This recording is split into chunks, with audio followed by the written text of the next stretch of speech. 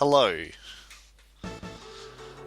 I'm going to do a brief little look and let's play of Stunt Race FX. I'm just going to go through some of my old games, ones I'm probably the most fond of. This game would be at the top of the list. This is my favourite game of all time, Stunt Race FX. Probably an odd choice, but oh well. Can't figure out how my brain works, but I adore this game. I love the graphics, I love the music, sound. I feel like it was a pretty innovative title when it came out. Maybe not revolutionary, but I think it certainly achieved a hell of a lot for the platform that it was released on, the Super Nintendo. And I think, somewhat unfortunately, I don't think it's an overlooked game. It certainly sold in reasonable numbers, but it was nowhere near as popular as Star Fox, which was the preceding Super FX title for the Super NES, co-developed between Argonaut and Nintendo. So, without further ado, let's get into it. Whoops. There we go. Alright, it has 4 modes, technically 5. This is a completed cartridge. When you first start a new game, if you erase the save file, this free tracks is test tracks, which just lets you roam around in a sort of arena and get to grips with the somewhat complex controls given the age of this game. Whereas then, once you've done the test run, it turns into free tracks, which is just time trial mode. And battle tracks, which is your 2-player mode, which unfortunately is, it takes a lot out of the fidelity of the game. It's great that they put it in, but yeah, you don't really get the full experience. Stunt Trax is a series of 4, if I recall correctly, stunt arenas, where you battle for points by collecting these stars, and the goal is to get a perfect. And the main mode, Speed Trax, which is your main competitive racing mode against 3 CPUs. 4 cars only. Probably seems a bit meager by today's standards, but it was pretty good back then. Certainly more than Sega's Virtua Racing on the Mega Drive, but I might get into a bit of critique of that in a bit. So you've got your 4-wheel drive, which is your little pickup truck. This is meant to be the beginner car. It's got good acceleration, it handles well, and the body is very strong. Just doesn't have the top speed, but in all other regards it's a great vehicle for a beginner, or even just for having fun. Coupe, bit of a compromise. Bit quicker, bit slower off the line, bit weaker. Personally, it's actually my favourite car to drive because I like the handling and balance on it. F-Type, probably the most frustrating one to drive in the game in my opinion. Great top speed, but crap acceleration. Always, you get off the line always slowly, or if you ever crash, it's hard to get it going again. But I think it looks the coolest of the 4. And then you got your bonus one, which is 2-wheel drive, which... contrary to what myself and a lot of people thought back in the day, it's not actually a motorbike. We thought it was a motorbike, but turns out it's actually just a 2-wheel drive car, so it's just a 2-wheeled car. It's kind of odd, but in a game with a low polygon count and eyeballs on the cars, I guess odd isn't really a concern. I'm going to go the coupe, because that's what I do. Oh, my initials. See if you can work out my name. Hint, you can't. 3 different classes in the Speed Trax: Novice, Expert, Master. Master is only unlocked once you've beaten Expert. It's a good amount of tracks for the game, but it is, in my opinion, it's a pretty easy game. Or maybe it's just that I've played it to absolute death. Which means that it's not much of a challenge for me. I guess I struggled a little bit when I first got it. So hopefully I can provide continued commentary on this game whilst playing it, because I should still be good enough to basically autopilot it. Now, speaking of when I was young, I got this game originally for Christmas 1995. It was the part of one of 2 games I got post getting my Super Nintendo in September that year. So it was a huge amount of excitement for me just to have a new freaking game. Because, yeah, anyone who was buying games in those days and either asking for them as presents or just saving up your pocket money for one remembers how ludicrously expensive games were. Like, in those days, a budget game sort of was like, if a game was $70, like, that was a good budget game. And games coming down to $50 were either stuff that had either been out for absolutely forever, or were just crap. Like real crap, $50. As a result, people relied on pre-owned games a lot as well, and probably more so for me, renting. I didn't really like buying pre-owned games, but I didn't mind renting. I thought that was a good way to try stuff out or just play stuff I didn't want to invest in. $6 for a week or 3 days was much more manageable. So anyway, I was really excited to get this game, and it didn't disappoint. Like, I really miss being able, like, to put in a game and just be utterly, like, smitten, just completely satisfied, completely happy with it, just wanting to play it. Like, the only reason I would stop playing is due to eye strain or finger strain. I was so happy to have this game. It was just, it was exactly what I wanted it to be. I thought for a Super NES game, and even just for a console game in general, I thought, and I still think, the physics in it are quite impressive. Yes, the frame rate is a bit lacking by today's standards. Definitely, even by the succeeding generation standards. But I think that the weight of the cars, the way they sort of bounce and move off little angles, like, just as someone who's a car enthusiast, like, I really appreciated that sort of attention to detail in terms of creating a complex physics model.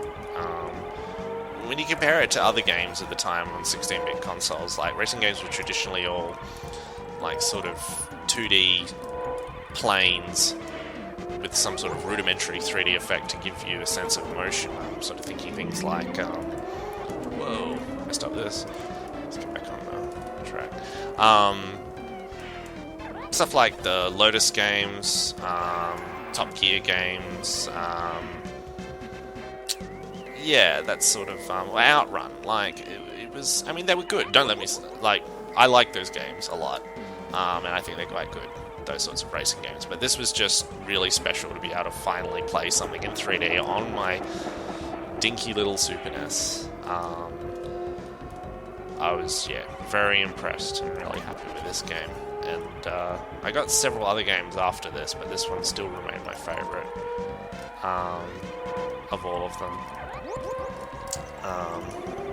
Look, come on. Even the fact that you have to, like, worry about taking the racing line, like, I think that's really good. So, getting this game, I was actually having, I was 10 in 95, and I woke up on Christmas morning. Actually, I've been pretty much through most of the school holidays. I had this horrendous ear infection, so I'd been pretty not enjoying my summer break like I was hoping to, which, I don't know. Now when you're an adult, it's like, oh, there'll be another one. When you're a kid, it's like the worst. So I hauled my, when I got this from my parents, and I asked to make sure I was allowed to haul my Super Nintendo with me to my grandparents' place, and I set up in the downstairs room where it was nice and quiet, and played this and the other game I got, which was a little game you may have heard of known as Pilot Wings, which I also love a lot. And just played the shit out of both of those games. Here we go to the bonus level. I'll do it. They're completely useless now because I never need extra lives or extra time. But I really love the truck. The truck is just... It's a shame that you can't use the truck in the rest of the game.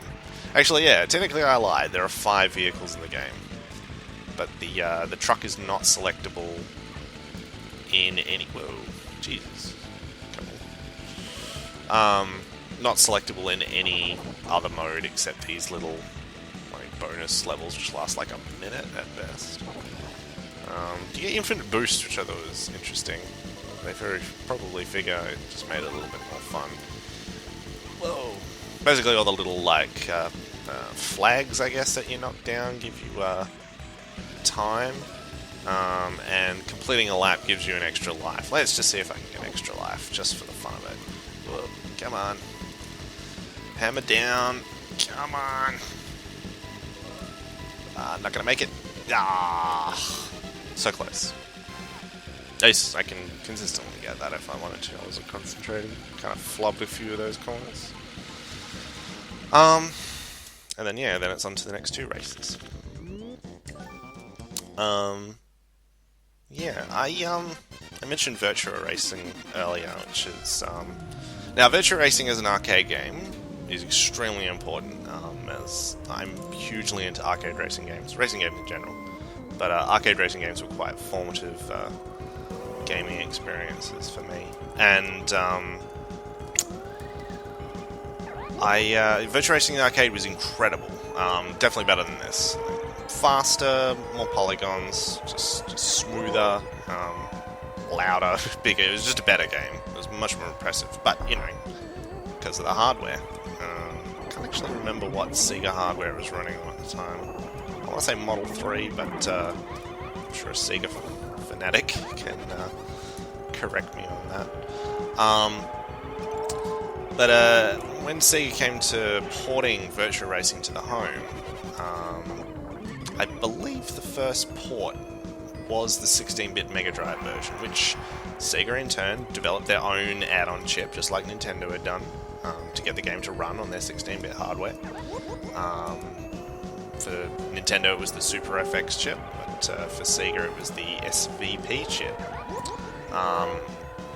Sega's chip, I believe Sega's chip is more powerful, but people go on about how great the 16-bit Virtua Racing is on the Mega Drive. And yes, it's impressive, but I don't know. I feel like Stunt Race FX gets ignored. I think the only thing Virtua Racing has going for it is a higher frame rate. I will grant it that. But the physics of the game are nowhere near as complex. Like, the arcade physics certainly don't come over. The car feels like a freaking surfboard. It doesn't have any body roll to it. There's no sense of feeling of grip or losing grip or even drifting or power sliding. It just feels really, really cheap. I also find that the music is nowhere near as good. But that's...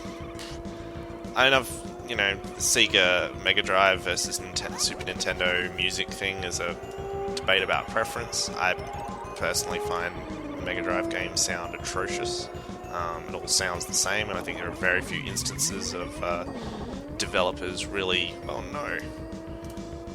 This is my punishment for ragging on Sega fans. Second. How terrible. I like Nintendo sound. I love the variety of music in this game. I love how it sounds. I love the crispness of Super NES audio. No, it's not as punchy as the Mega Drive's chip, but I think it's just there's more opportunity for melody, and I really like the Sony sound chip synth you can get out of the Super NES. But I guess that's what you owned back in the day, and I had the Super Nintendo. I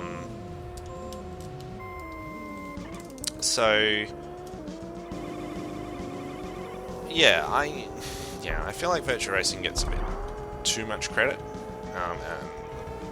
but perhaps because I feel like Stunt Race FX doesn't get enough. I think that, also the fact that Stunt Race FX has, 4, 8, 12. 12, like, just in Speed Trax, you've got 12 tracks. And then you got the 4 stunt tracks. There's also a little bonus radio control mode, which I might see if I can fire up. Heaps of tracks. Virtual Racing has the one, I think. I don't think they added more tracks until the 32X and Saturn ports. I will praise the 32X port of Virtual Racing. That's really good. I do have that as well, and that's really good. But it should be better than this because it's a 32-bit system designed to push 3D polygons, so it should be better. I feel like I'm ragging on Sega a bit. I love Sega. I don't know. The Mega Drive, the 16-bit Mega Drive era is a bit of a stumbling point for me. I'm huge into the Master System. Saturn, I just loved, mainly because it's just tragic. And Dreamcast is probably amongst my top 3 favorite consoles of all time. So, yeah. I guess I'm just a Super Nintendo fanboy. Through and through. Definitely on the Nintendo side in that golden era of the console wars. There we go. I think I'm about to... Oh, got one more lap. Yeah. Not sure what else to say about this game. I've sung its praises quite excessively. Got heaps of bonus time in the 140s. I think there's a way to actually break. That's the carryover time you can break. You can't carry over more than 99 seconds. Which I think I'm probably going to be able to do here. Although it's the last race, so it doesn't matter.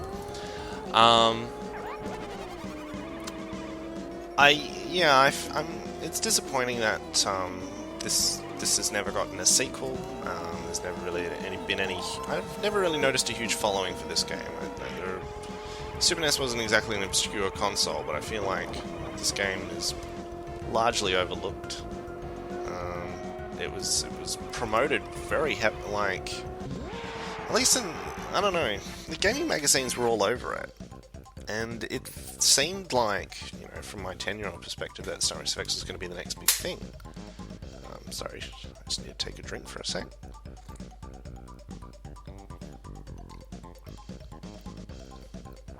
Oh, that's better. Yeah, it felt like Stunt Race FX was going to be the next big thing. And all the gaming magazines were raving about it. They would wax lyrical about its... what an achievement it was going to be. And there was heaps of press leading up to it. Screenshots being leaked, Nintendo doing their usual cagey bullshit. I'll go a different vehicle. Truck.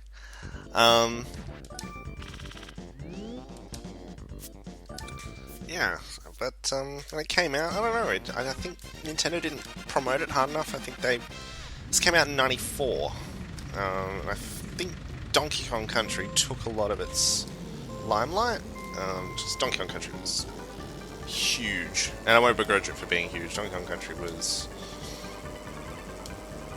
It wasn't a revolution, but it was just, again, a very innovative use of the console to produce something that no one else was really doing at the time. I'm pretty sure this is the point where Vector Man fans would scream at me. And I probably will just not listen because Vector Man is not a very fun game. Boom. Yeah, I said it.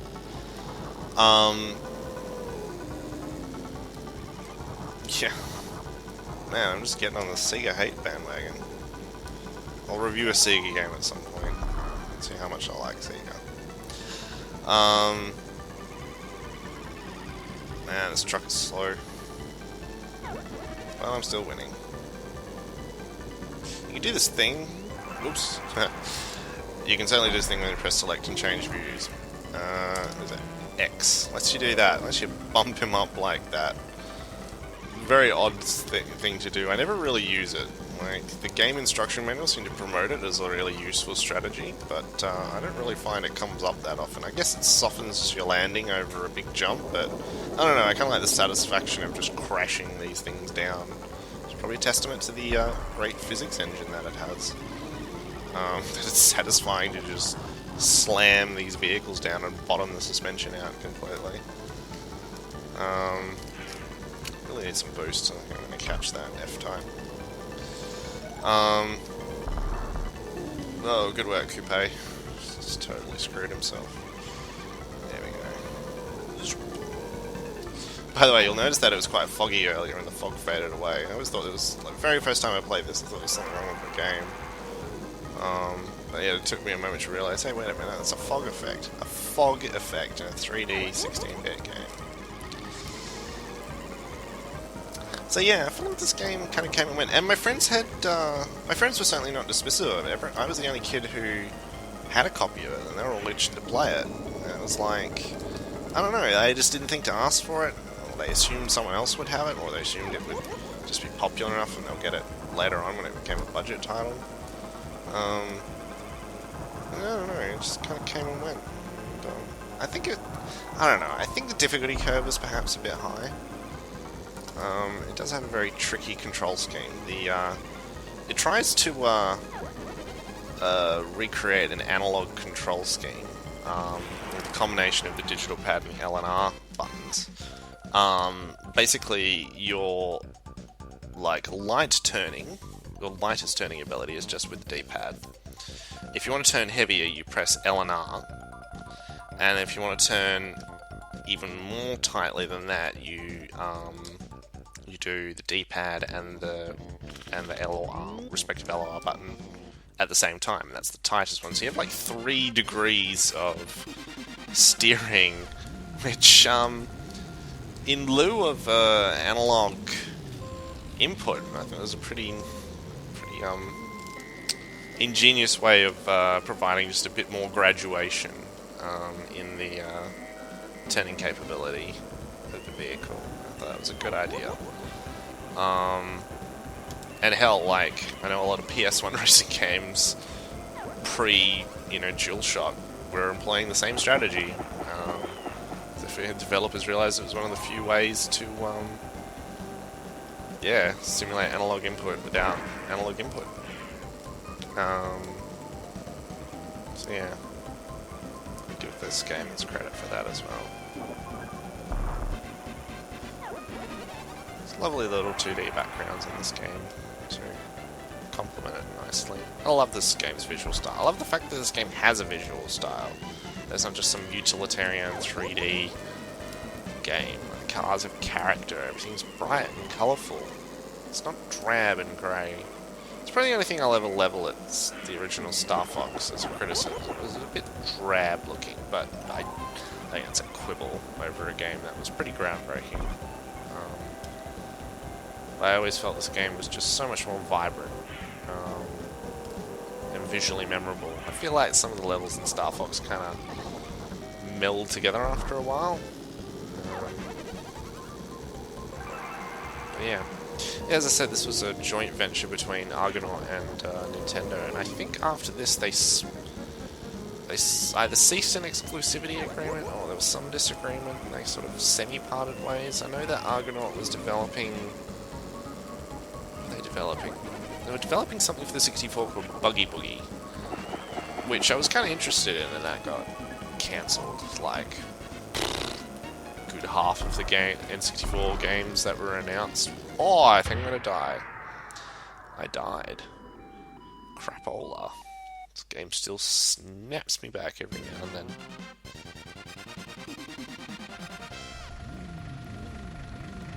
I got cocky. Sorry, I'm just having another drink.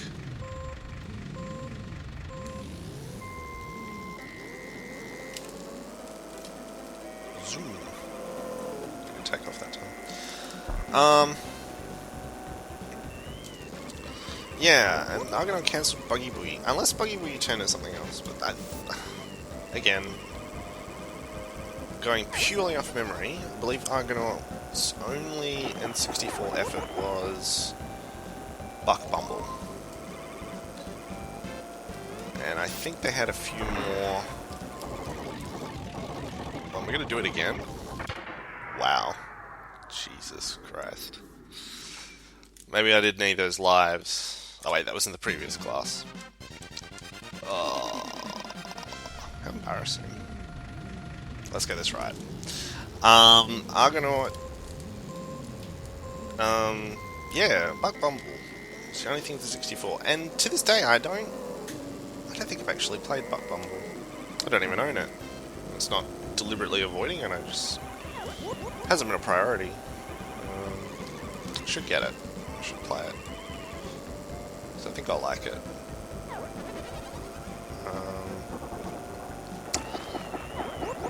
Yeah, so I'm not sure, and I don't know, there's been a lot of interesting, bit of hearsay, a bit of comment from Argonaut's former CEO, or current CEO, I'm not sure, about their relationship with Nintendo back in the day being actually quite strained, in spite of the positive spin Nintendo had always put on it.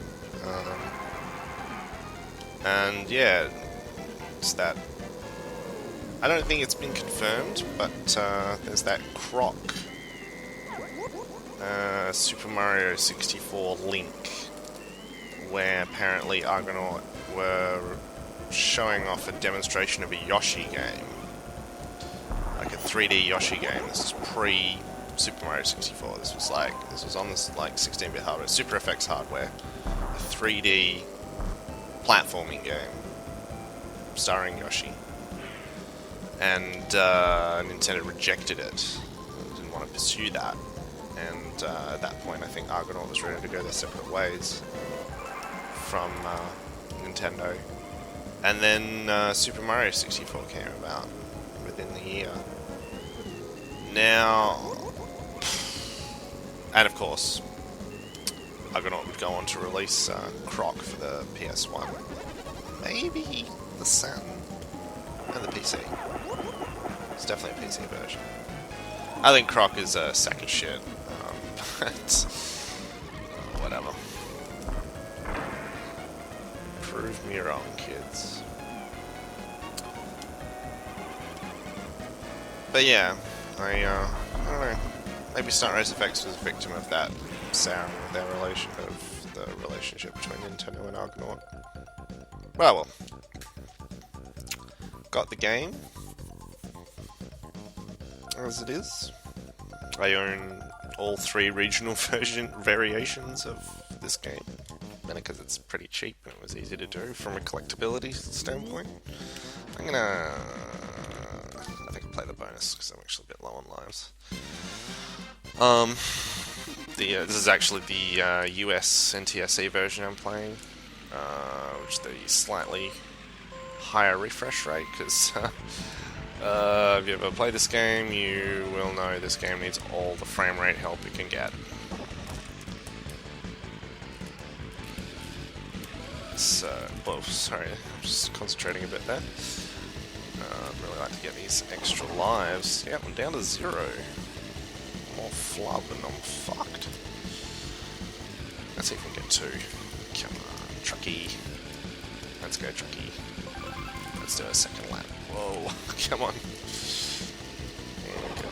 Whoa, that's right, there's a turn there in this one. It's actually, yeah, 3 different bonus arenas. I guess 3. Unless the third one is exactly the same as this one, but that would be weird. Pretty sure. Come on, let's... Ah, dear. Oh, dear. Only 1. Should be enough. Sorry, I'm just going to have another sip of my tea.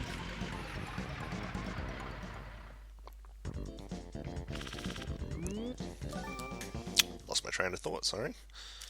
Oof, got a bit of a sore throat.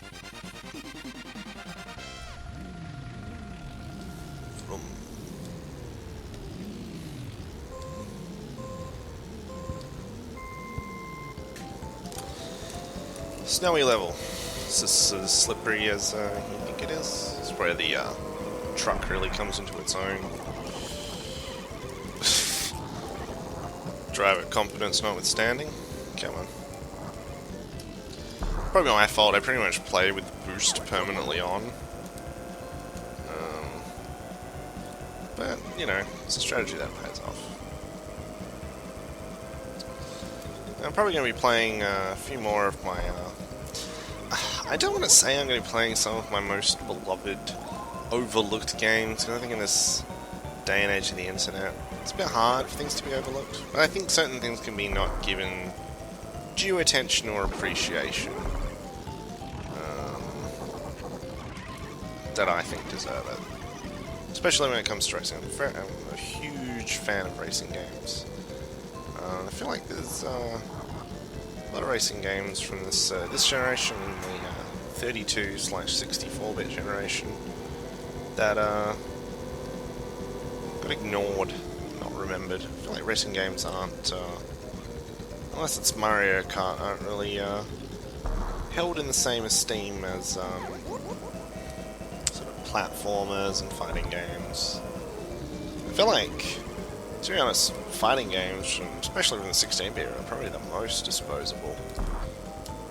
And I do love Mortal Kombat, but I love it because it's bad.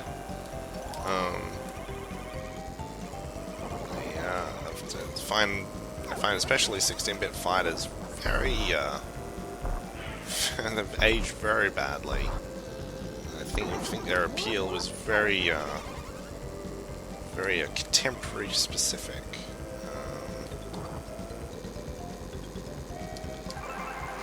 I don't know. This is a roundabout way of saying that Killer Instinct kind of sucks. And the 16-bit Street Fighter ports were they were great at the time because you didn't have much choice. You had to shell out your big bucks for your copy of Super Street Fighter 2 Turbo on Super NES. Wait, was Super Street Fighter? No, it was Street Fighter 2 Turbo. It was Super Street Fighter 2. And I think that was it for the Super NES. Anyway. I'm getting off topic quite dramatically. I'm just, anyway. Overlooked games. I don't feel like there's games that I want to play that are overlooked, but yeah, definitely games that weren't given their due appreciation. Give you an idea, I've got a few games coming up that I'm psyched to play. Probably going to wrap things up after this race as well. I think this video's gone on long enough. Some stuff that I want to play in the near future. The infamous Tokyo Bus Guide. It's a bus driving simulation. That is no joke. And it is also no joke that it is absolutely great. I mean, look, it takes a certain kind of person to really get into a fucking bus driving simulator, especially a Japanese one when you can't read anything. But I can tell you right now, AAA game forever. Actually, I had several sequels as well, but I've only got the first one. Probably going to do a bit of a play of Blast Corps. Certainly not overlooked at all. Maybe a little bit back in the day. Not so much now. I think everyone knows Blast Corps now.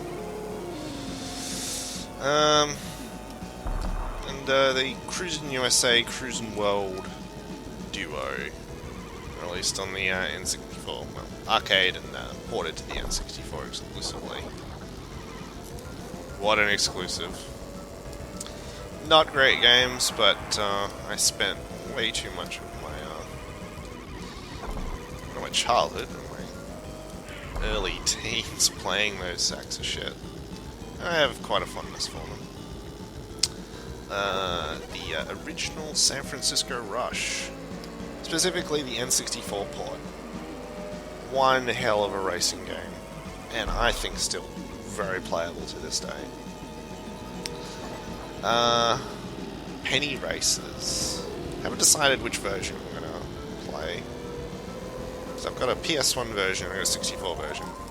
They're not really different versions of the same game. They're the same title, but they are basically completely different games. Penny Racers being known in Japan as the Gorokyu.